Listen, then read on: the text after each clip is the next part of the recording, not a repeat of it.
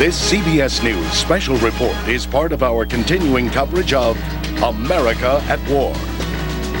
From CBS News headquarters in New York, here is Dan Rather. 4 p.m. in the East USA, midnight in Baghdad. Badly hit Baghdad. Headlines at this hour: the U.S. launched its, quote, shock and awe air attack on Baghdad and other Iraqi targets, including Mosul and Kirkuk this afternoon. This attack on Baghdad was spearheaded by more than 300 sea-launched Tomahawk cruise missiles. Parts of the presidential complex along the Tigris River in the capital have been hit. At a Pentagon briefing earlier this afternoon, Secretary of Defense Rumsfeld said Saddam Hussein's regime is, quote, losing control of its country. On the ground, CBS News correspondents in the field report and show Iraqi troops have been surrendering today, and U.S. forces drive deeper into southern Iraq. American soldiers are now more than 100 miles deep into the country. Baghdad is roughly 300 miles from the Kuwait border to Baghdad. The 3rd Infantry Division has reached up more than 100 miles in. What you're looking at are pictures of surrendering troops. And the Pentagon says 2 U.S. Marines have been shot, have died in combat thus far. Now, just in, and this has been back and forth for days, Washington now has confirmed that Turkey has agreed to open its airspace to U.S. aircraft to attack Iraq, and that eases some frustration. Yesterday, Turkey had officially notified that they would open the airspace, but earlier today they hadn't opened the airspace. Now it said that they are indeed opening the airspace, and that would be a help, although Turkey has not yet approved, much less actually let it happen, the stationing of U.S. ground forces in Turkey. And General Joe Ralston, as with your work with NATO, you understand the Turkey situation in a unique way. What's going on here? You know, one day the Turks are going to help us. The next day, well, no, they aren't. Now, what do you make of this latest news? We have several factors at play here. Number one, this government was only elected on the 3rd of November. In addition to that, the Prime Minister has been the Prime Minister for about a week now. You have a very inexperienced government, with 90% of these parliamentarians never having served a day in office before. They are confronted with a very complicated and complex issue. And so that, I think, is why you're seeing so much difficulty coming to a decision back and forth. Now, ultimately, I happen to believe Turkey is a very good friend of the United States. They're a very good ally of ours, and they will find a way to do what they need to do to help us out. And I think this is good news, if in fact this is true, that we've got the airspace. That's something that will help us quite a bit. I'm going to return to Milt. Milt, I'm sorry our conversation earlier was interrupted, but Milt Bearden, with all of your experience, assess for us the risk level for the United States domestically. No one has forgotten that while Al-Qaeda may be considerably weakened, it's still out there, as are other terrorist organizations. And in terms of potential terrorist attacks in this country and at U.S. targets overseas, such as embassies, where are we? I think we're probably heightened as far as risk goes, but I wouldn't say that the threat from some organized, horrendous operation like what we had on 9/11/2001 would be what I would expect. I would think we're more concerned right now with random, short-fused decisions to inflict harm on us if the people perceive that this is a war that is more brutal, in fact, than it is. I think we're being very, very careful right now, and that there's a lot of precision going on. But we're going to have to be very careful. We're going to have to watch out, because there are any number of people out there that hate us, and that see how much skill they're going to put with that hate and come against us in any number of targets. We go to Scott Pelley, who has a live report along the Iraq-Kuwait border. There's been military activity there tonight, Scott. There has been some military activity here tonight, Dan, but much, much less than yesterday. This was the jumping off point this morning for the big artillery and the big armored move into Iraq. That's Iraq immediately behind me. Arrayed to my left over here were British armored forces, and arrayed to my right was the 3rd Infantry Division, the big armored division of the United States Army. It was at about 6 o'clock this morning, local time, that the big move into Iraq began with a fusillade of artillery shells. We have a little bit of videotape of that from this morning. It was loud and impressive as the British Challenger tanks fired repeatedly on Iraqi positions just immediately ahead of them.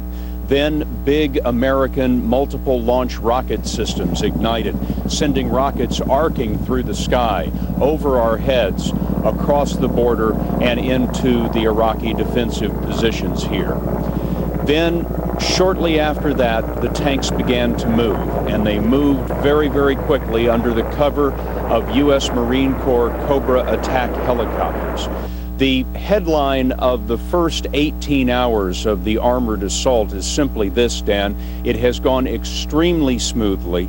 The resistance of Iraqi forces has been light and disorganized despite the loss of those 2 U.S. Marines earlier today. It seems the 3rd ID and the Marine Corps and the British have all covered much more ground much more quickly than they expected to at this hour. And as you have reported earlier, Qusar, the Iraqi town that is a major oil export center, is now fully in the hands of the United States Marine Corps and British forces.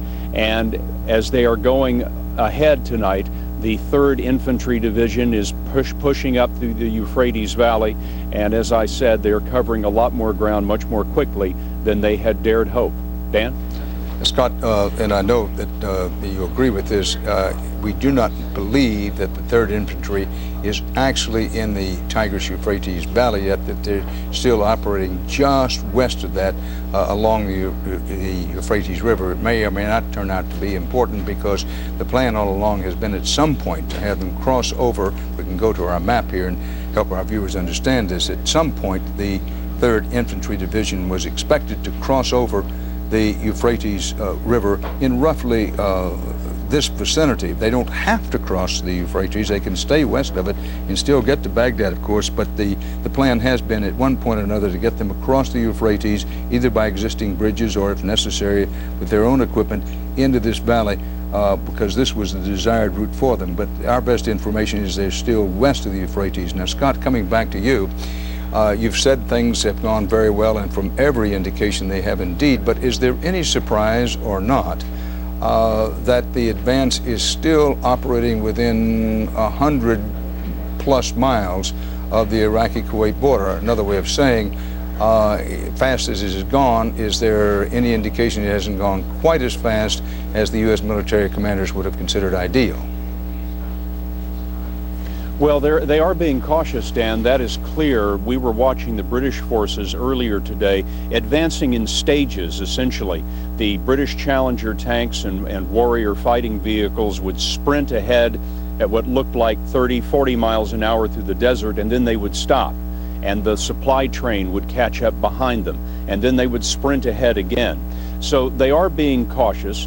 We did hear a number of times at this position machine gun fire as they moved over Iraqi positions. So there is some light resistance that was encountered even here at the border, and the British mopped that up with machine gun fire from their armored vehicles as they were moving along. So a little bit of resistance here and there, Dan, but I think by and large the commanders are very, very pleased that it has gone as well as it has. You mentioned a moment ago that the troops are not between the Euphrates and the Tigris, and of course you're quite right about that. I misspoke about that. There are about a dozen bridges that they can cross anywhere along there. There is no evidence so far that Saddam has blown any of those bridges to impede the advance. But it's interesting to note, Dan, that the flood stages for those rivers don't even begin to occur. The spring floods don't begin to occur for about 10 days or so now. The rivers are not terribly wide, about 400 feet across. They're not very deep, and the current runs usually about 1 mile an hour this time of year. So even if the Army does find itself having to bridge those rivers, it probably won't be terribly difficult for them. Dan? Scott Pelley reporting live from along the Kuwait-Iraqi border. as U.S. ground forces have pierced ever deeper into Iraq, particularly the U.S. Army's 3rd Infantry and some elements of the U.S. 1st Marine Division. Some Iraqi soldiers have surrendered. One could argue whether it's been as many as was expected or as many as hoped for or not, but certainly some Iraqi soldiers have surrendered. And to put that in perspective for you, we go to CBS News correspondent Richard Schlesinger. Richard? Well, Dan, it hasn't been a great number, certainly not the numbers that we were used to hearing in '91 when thousands of troops were surrendering en masse. But there have been a significant number. In fact, one British commander used the term "very significant number of Iraqis are surrendering." American Marines accepted the surrender of about 200 Iraqis in southern Iraq early today. Some Iraqis surrendered even to reporters. One reporter was on the wire earlier saying that he accepted the surrender of an Iraqi. The Iraqi information minister says TV pictures of surrendering soldiers are fabricated. That is clearly ludicrous. Here you see them surrendering to American soldiers. And a strange scene is being described out there in the southern Iraqi desert. Advancing Marine forces apparently have sound trucks with them where they're broadcasting messages to whatever soldiers may be in a position to hear them. And the invading Marines are broadcasting the message, "We are your friends, come and surrender." And at least for a small number of people, that's working. They are convincing them to surrender. You'll remember in '91 when the thousands of soldiers were turning themselves over, that became a tactical and strategic problem for the advancing forces. No sign of that number of surrenders on that scale yet. Certainly we're prepared for that, I've read. Forces are prepared for that. And we'll just have to wait and see as this invasion moves north what happens. Dan? Richard Schlesinger, and those pictures you saw of surrendered and surrendering Iraqi soldiers, those are exactly the kind of pictures that Milt Bearden, our consultant and former high-ranking CIA official, were pointing out. Those are the kind of pictures that will help offset, if you will, in his judgment, on the Arab streets. And notice we say streets because there's no such thing as a single Arab street, but on the Arab streets around the globe, and for that matter in the world of Islam as a whole, that it's his judgment that will help offset somewhat the television screens being filled with selected targets going up in smoke in Baghdad. But as the hope is that the word spreads that the attack in Baghdad and elsewhere in Iraq has not been on Iraqi civilians, has not been on structures such as bridges, rail yards, and that kind of thing, and coupled with Iraqis surrendering and in some cases seeing the American soldiers as liberating, the hope is that that will ameliorate the negative aspects of the war on the Arab streets. We will see. We go back now live to CBS News producer and reporter Phil Ittner, who is with the 3rd Infantry Division. Let's talk about Iraqi soldiers mixing in with civilians, Phil. What's been the 3rd Infantry's experience with that as it's gone ever deeper into Iraq? Well, Dan, I can tell you from a short briefing I just received from some U.S. military intelligence officers that they understand that the Iraqis are actually deploying themselves inside al-Nasiriyah near sensitive targets, mosques, schools, hospitals, things of this nature. And that's making it a little bit more difficult for U.S. forces to target them. The rules of engagement here in Iraq during this war are very specific about hitting sites like that, and they are trying to hit the Iraqi military facilities without actually hitting any of those civilian sites. So by deploying near them, they're making this job much more difficult for the U.S. military. Phil, has there been any combat that you have seen or have direct information about in, say, the last hour? And what is that noise I hear behind you? Well, once again, Dan, I'm sorry. We just had a longbow coming in. Could you repeat that for me? Yes, tell us about that round coming in. What was it? What's happened? We have what appears to be another squadron of Apache longbow helicopters coming back into this forward staging area. coming back in from missions that are at least in support of operations in and around Al-Nazariya. They've been coming back, as I've told you, that they've been coming back pretty much all night, coming and going. This is ongoing operation. These are ongoing operations, and even though it is night, actually that's a time when these longbows really can operate at peak efficiency because of the technology in these more recent Apaches. Dan? Phil Littner reporting live from the desert with the U.S. Army's 3rd Infantry Division. You recall some of our reporting in northern Kuwait for the CBS Evening News. We spent time with some of these Apache longbow units.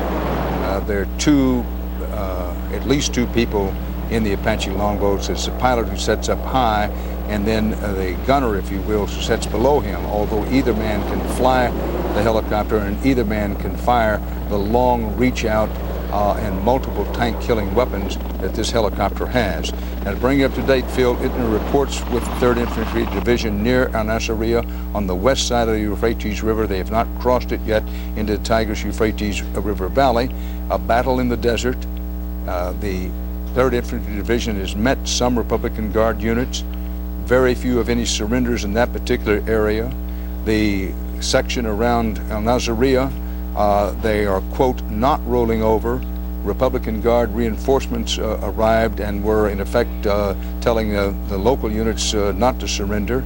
Some surface-to-air missiles have been fired. Were they Patriot missiles fired by the U.S., or were they Iraqi equipment trying to knock down the helicopters? Not known. The helicopters have taken, at the very least, some small arms fire. And the Apache longbows are encountering what are called some resistance in various places. Mark Strassman reports with the 101st Airborne, says 101 commanders reporting that Saddam Hussein has authorized his local commanders to use chemical weapons. That word has been passed to the 101st. I emphasize no chemical weapons have been fired in that area. None have come anywhere close to the 101st, but the commander of the 101st has simply told his troops we have to heighten our alert. Jim Axelrod with the 3rd Infantry Division. Rapid trip since crossing into Iraq. Sent through about 10,000 vehicles. Imagine 10,000 vehicles crossing the desert. A massive push at the border. A forward base has been established for the 3rd Infantry there on the western side of the Euphrates to put Cobra and Apache attack helicopters to protect the advancing infantrymen. And I pause and remember spending time with a squad in the 3rd Infantry, most of them about 19 and a half years old. They admitted they were scared, but they said they were eager to get on with it. And I think about them now when we think about placing those helicopters in their area to protect their advance, not on foot, but in their Bradley fighting vehicles and their Humvees. Axelrod also reports that the brigade commander, one brigade commander, said the first day went about as well as could be expected.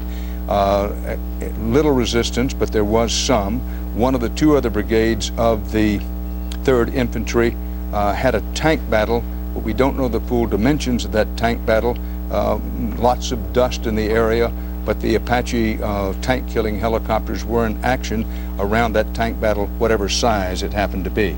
Joe Ralston, retired U.S. Air Force general, let's sum up and analyze what we know now and what we don't know that may prove to be important in the succeeding minutes and hours. Well, I think there's far more that we don't know than we do know coming ahead.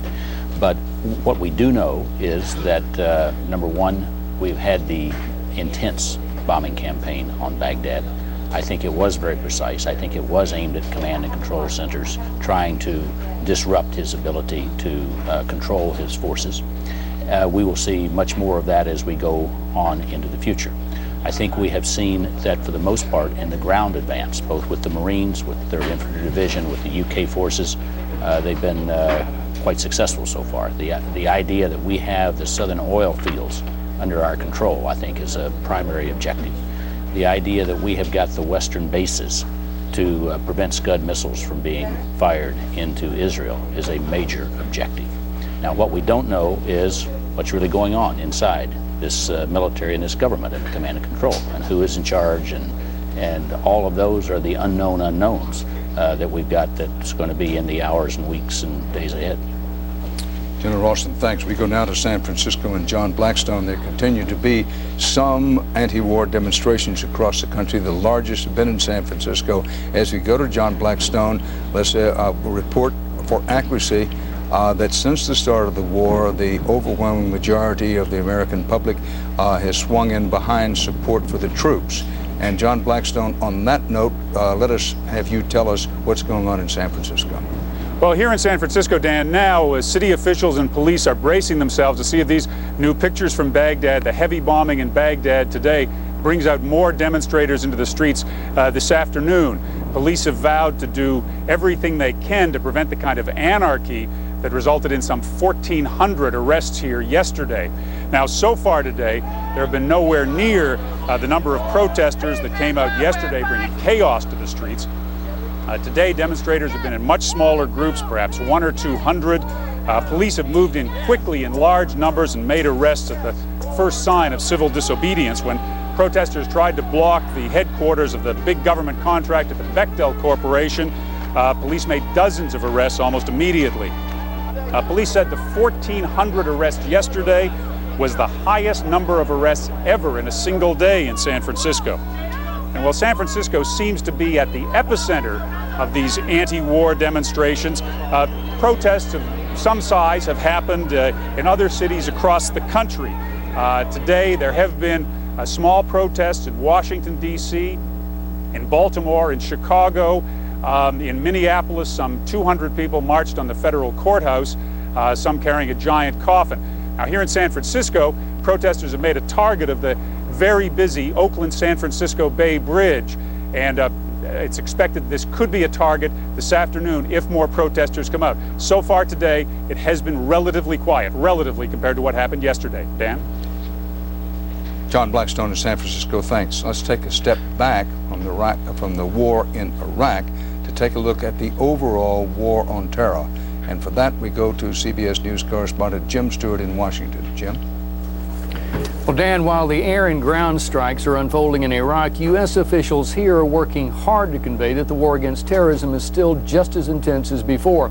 A separate military action against al-Qaeda elements in Afghanistan is entering its second day as well, although there's been no word yet of any significant arrest. And I must tell you that there are a lot of senior officials who are just praying they get what one of them called a twofer, if they take down Osama bin Laden and Saddam Hussein at around the same time. There's also new information this afternoon on the al-Qaeda suspect the FBI issued a national terrorist alert for. Agents now say there is no evidence linking Adnan Shukurama to any U.S. flight school. He was once believed to have attended with the 20th hijacker, Zacharias Moussaoui, but he's now believed to be overseas. But authorities have not ruled out yet that he is attempting to enter the United States. And finally, the FBI reports it is making what they call rapid progress in the questioning of Iraqi nationals in the U.S. There have been no arrests thus far. Dan? Jim Stewart live in our Washington Bureau, recapping now the storylines of the hour and of the day. Baghdad's night sky has been lit up on at least 3 occasions during this day by explosives crashing down from bombs and missiles.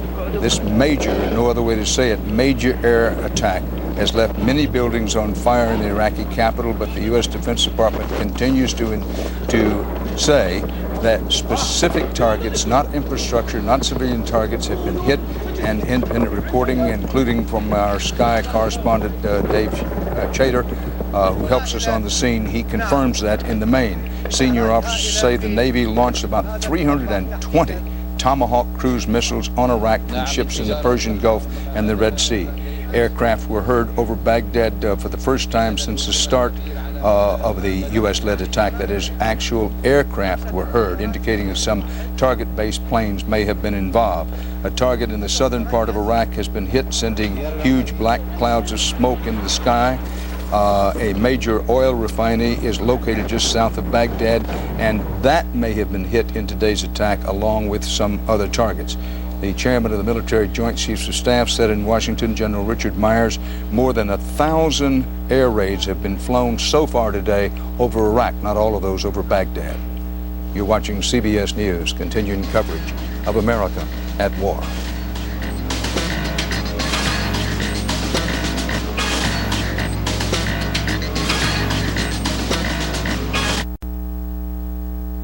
of the air war. Let's take it point by point, the strategy of what they're trying to accomplish with these strikes, including the ones in Baghdad. Well, let's talk about the three different types of precision munitions that we are likely to see. Let's start with cruise missiles. You have the Tomahawk cruise missile, which is fired from Navy ships or submarines, including the UK. These are, their primary advantage is that they're unmanned. If one of them gets shot down going to a target, it's no big deal. So you use them against the very highly defended targets. Now they have a downside. They're very expensive. They cost $1.5 million a piece. So you don't want to use more of those than you absolutely have to have, although you don't want to use one less than what you need. Well, we fired about a third of $1 billion worth today. Over that, probably $500 million worth today. Now, the second class of munition you've got are the satellite-guided bombs. Here you take the old World War II bomb, 500-pound bomb, 1,000-pound bomb, 2,000-pound bomb, put magic fins on it that get their guidance from a satellite, and it's a $20,000 weapon instead of $1.5 million weapon. So it's a manned weapon, it's very precise. Once you've got the defenses suppressed, you can use it much, much cheaper. And then finally, you've got the laser-guided bombs that you saw last time. They're more expensive than the satellite-guided bombs. They don't work in weather or in smoke, but they do work against mobile targets. You're watching CBS News continuing coverage of America at war. Stay.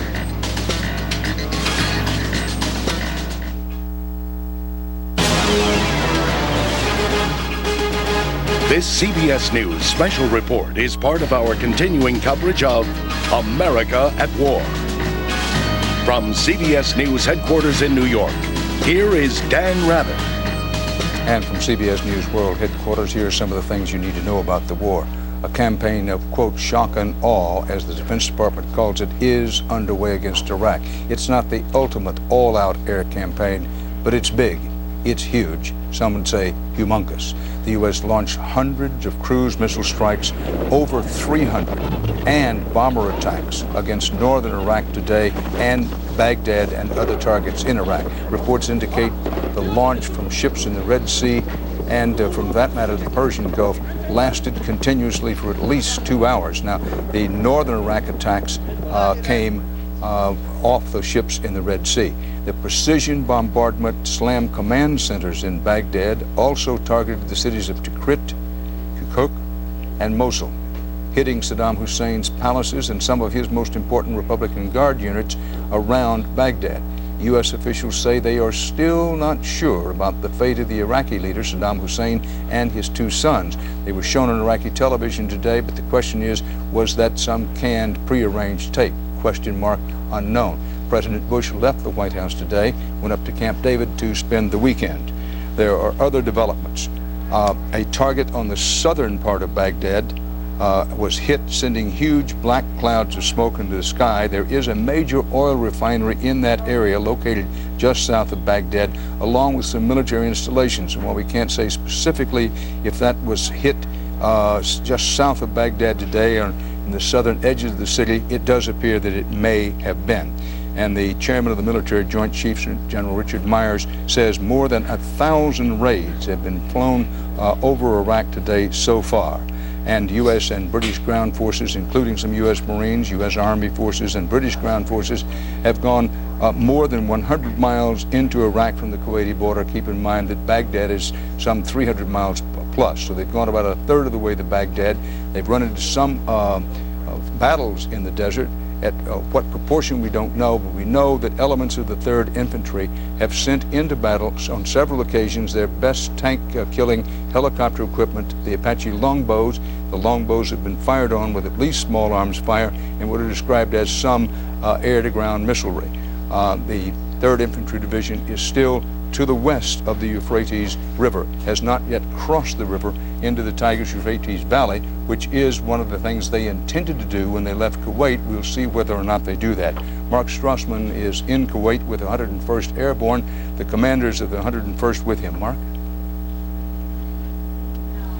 Dan, I was about to say that I think all Americans are sort of watching what's happening in Iraq from their own unique perspectives, and certainly if you're a soldier here, you look at it one way, but especially if you're a field commander here, you have a take that's all your own, and so I thought we'd get ours from Colonel Ben Hodges, who's the commander of the 1st Brigade of the 101st Airborne Division.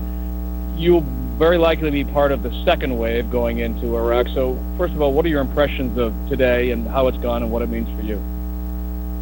A couple of impressions. First of all, the fact that at least 5 Marines have been killed and 12 British soldiers. You expect casualties. You know it's a part of combat operations, but when it happens, especially as a commander, it becomes very personal. Even though those are not soldiers that I knew, knowing what the unit's going through, that's a hard part of it, and so we're thinking about them. The second impression, though, is great pride. Huge obstacles in terms of the logistics and the coordination to move the kind of force that's in Iraq already, especially when the timeline moved up several hours like it did, to be able to coordinate that and have the success that the Marines and the 3rd Infantry Division have had so far, and all the other associated forces, as well as part of my own division, the 101st. Immense pride in the effort and the results so far. You can never predict, obviously, exactly what the enemy response is going to be, but based on what the response has been today, what is your assessment of it? The resistance that was put up, and what the 3rd ID and the Marines are likely to go through tomorrow? I'd like to say it's exactly as we all expected. Of course, it won't be exactly like we expected. I'll be very surprised if this time tomorrow night, there are not long lines of Iraqi soldiers marching down the street with their hands up. I think several of them probably are wanting to make sure that there is somebody for them to capitulate to or surrender to. They don't want to start too soon because, of course, everybody knows the Fedayeen and other paramilitary organizations from Iraq are mixed in with the regular Army units to prevent just that kind of thing from happening. But I think as 3rd Division and the Marines continue to move forward, we'll see the resistance on the front really crumble pretty fast. But then after that, there's some logistical challenges as you continue to move to the north. Remains to be seen what kind of resistance they'll put up. I fully expect them to fight. I think in every one of those formations, there's at least a handful, if not several, professional soldiers who have prepared all their life, just as I have, and they're going to try and do their duty. And I also expect that there are some patriots in that unit. We are invading Iraq, and I expect that they will also try to fight. One of your intelligence officers tonight said that intelligence here he had received suggested that Saddam Hussein had given the approval for local commanders to use chemical weapons, which obviously is a great concern for a field commander. How does that adjust what it is that you might try to attempt, or any of our field commanders here might try to attempt, given if that threat is actually real? Certainly, I believe the threat is real, and that we are prepared to deal with that kind of condition. Nobody wants to do that. And obviously it would be totally illogical for him to use chemical weapons. They're not a decisive weapon. They're not going to stop the United States or British forces at all. The worst part about it is, obviously, if a unit gets caught unprepared, there will be some terrible casualties. The real casualties will be the civilians.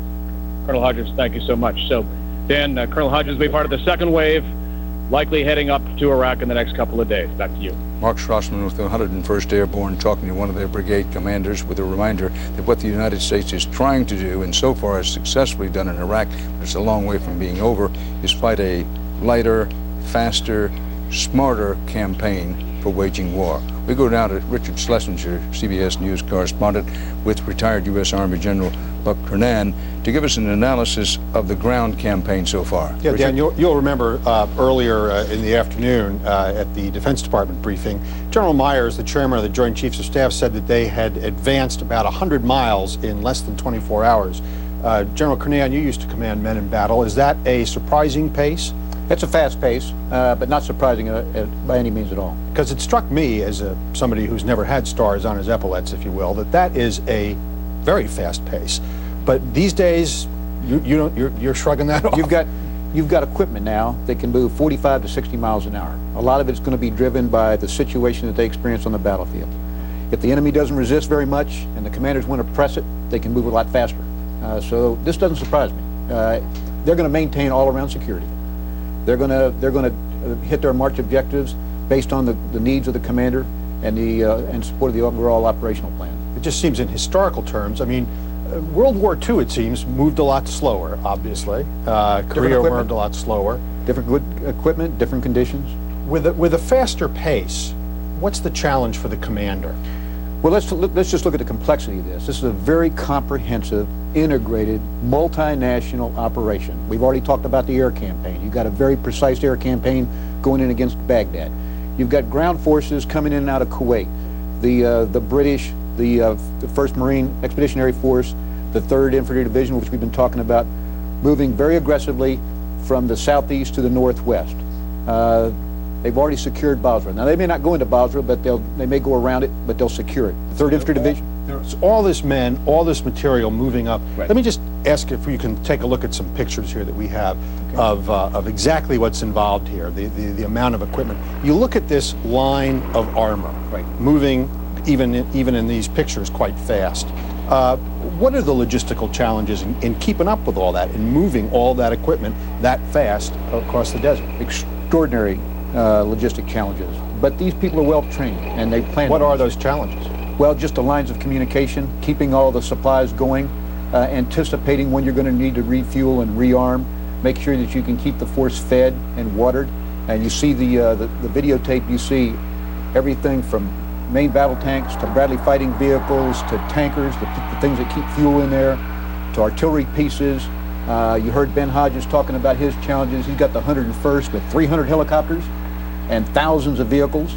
He can leapfrog very quickly past all these forces that are already on the battlefield today, and they've got to have a plan to logistically support that division as it moves forward. Because we forget that, you know, tanks mileage is measured in gallons per mile, not miles per gallon. That's correct. These things are drinking fuel.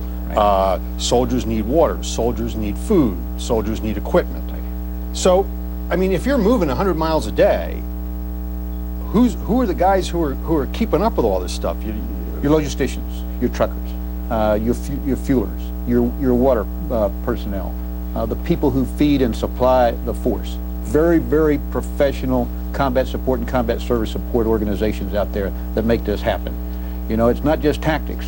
It's tactics coupled with logistics and command and control that enables all this to operate efficiently. So what do you think? I mean, it's been an easy, relatively easy, I don't mean to say easy, because we've been in situations like that. Not easy, but quick advance over the last 24 hours, or less than 24 hours, I guess. There's nothing easy about combat, I just need to tell you. No, and I appreciate you making that point, that's true, but it has been quick.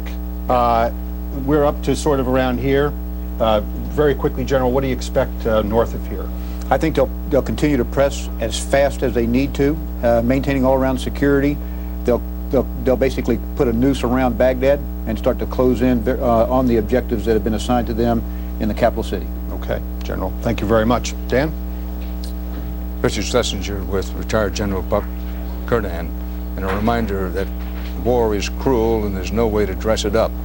And what's happening on the ground, as well as from the air in Iraq, has elements of a nightmare in it for those who are on the receiving ends of the weapons. The U.S. Defense Department is making every effort, as it continually stresses, not to hit civilian targets, not to hit infrastructure such as bridges, rail yards, that kind of thing. But this is a day of very heavy air attack and some battles on the ground. Alan Pizzey near Kirkuk in northern Iraq has news of possible Turkish action, and if this is true, Alan, can't be good news for the U.S. and its allies. Dan, there's been a bit of good news in that we understand that the Turks have agreed to allow limited, and I repeat, limited use of their airspace. They say that American planes that are damaged or planes that are carrying wounded can land at Turkish air bases. They've also agreed to open up 2 air corridors for the Americans to bring in troops, equipment, whatever they want, into northern Iraq. They'll be coming along the Black Sea, making a right-hand turn and basically following what would have been the normal land route down to the crossing at a place called Salopi, which is in the far northwest corner of the Kurdish-controlled areas. And it is that autonomy that the Turks are worried about, and for that matter, the Iranians are as well. Let me say to our viewers that we understand that there's always some desire to fill the screen with pyrotechnics and weaponry. What we're talking about here is what may be ahead for U.S. forces, and not just military forces, for our diplomats and political leadership as well. Iraq is an enormously complicated place. And let's just go to the ethnic and religious breakdown here for a moment, because you can say to yourself, well, I don't understand all this. Well, it is important for every citizen to understand to a degree what we're talking about. And we go here to the map, just to review for you, that in the main and primarily, the Shia Arabs, otherwise known as the Shiites, control pretty much, when I say control, their population dominates in this area of Iraq. Now, in this particular area here, bordering on Saudi Arabia, there's sort of a mixture of the Shiites and the Sunnis. In the central part of the country, you have the Sunni Muslims, to which Saddam Hussein belongs. Before the war in 1991, you didn't hear him talking much about religion, but in the years since then, he's talked a lot about it, and most recently, he's been talking a whole lot about it. Now, the Kurdish areas are basically up in here. As we say, it borders on Syria, Turkey, and Iran, and then Sunni Arab and Sunni Kurds in these sections. And this area in here is sort of a mixture. So what we're discussing here, the Kurds would like to have this as an independent country. Remember your history, the Ottoman Empire, which ran roughly from the 1500s till the Turks sided with the Germans and lost in World War I. The British came in and put together, if you will, this area, what we now call Iraq, and meshed in the ethnic groups, the religious groups, into one country. The Kurds would like to make this an independent country. The Turks say, As a matter of fact, the Turks would like to have, in the best of all worlds, some or all of this.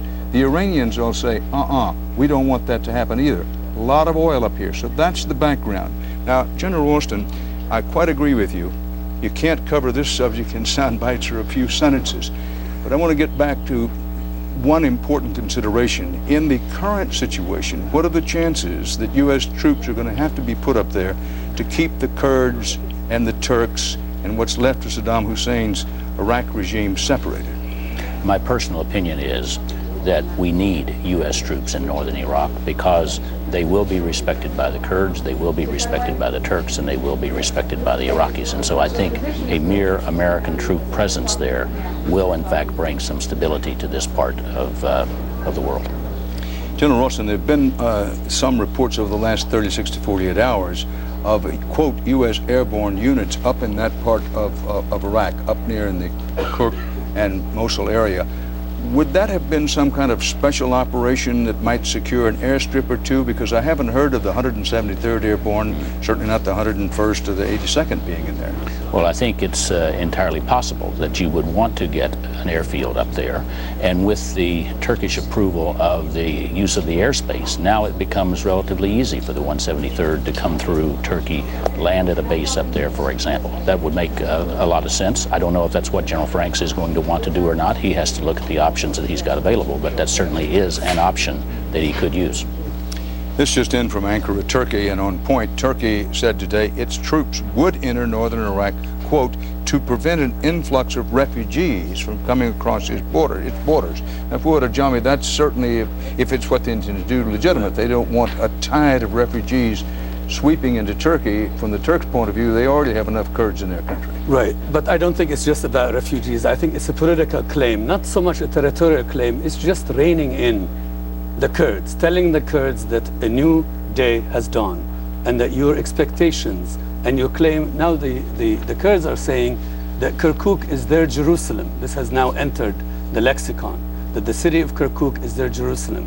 It's loaded with oil. There's also Turkmen in that part of that territory.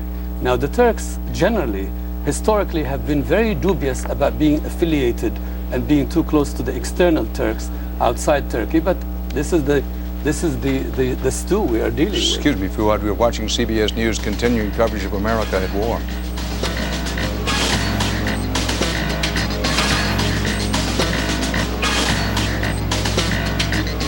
Dan Rather back at CBS News World Headquarters in New York. We go to CBS News correspondent Richard Schlesinger, who's going to bring you up to date on the ground campaign in Iraq as we continue to go through a night of the heaviest aerial bombardment in Iraq, especially around Baghdad, we've had so far. Richard? Dan, you know, today the on-again, off-again about whether we could fly aircraft through their airspace on the way to northern Iraq is on again. The Turks have agreed to allow our airplanes through their airspace.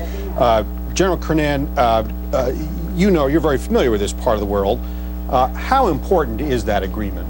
It's very important, Richard. I think first thing it does is it shortens the distance in which we have to fly these aircraft.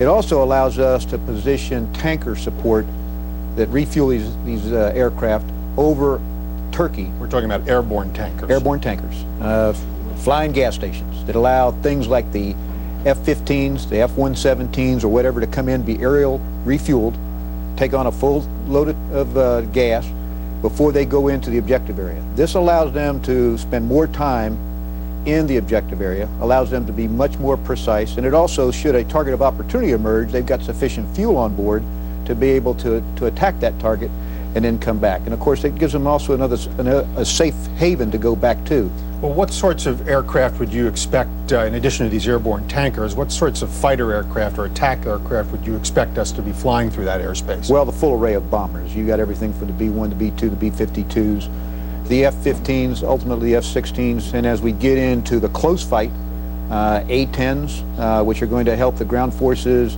in their attacks against armored forces if that would occur. So the full array of U.S. Air Force and Navy fighters and bombers. You mentioned the F-15. That's sort of the workhorse fighter, isn't it? For yeah, air to air. And you know, I'm an infantryman. I carried a rucksack. I didn't fly a fighter by any means. We got Joe Rolson who can talk about the specifics of that. Well, I bet you were glad to see them. Loved them. Yeah. I loved them. Always liked having those things above us. Yeah, yeah. So we would fly those over, and with those airborne tankers, correct me if I'm wrong, they could take on a full load of fuel north of their target area, so that they could spend more time around in here in the north. Right, and this is particularly important, I think, for those aircraft that are coming off the carriers.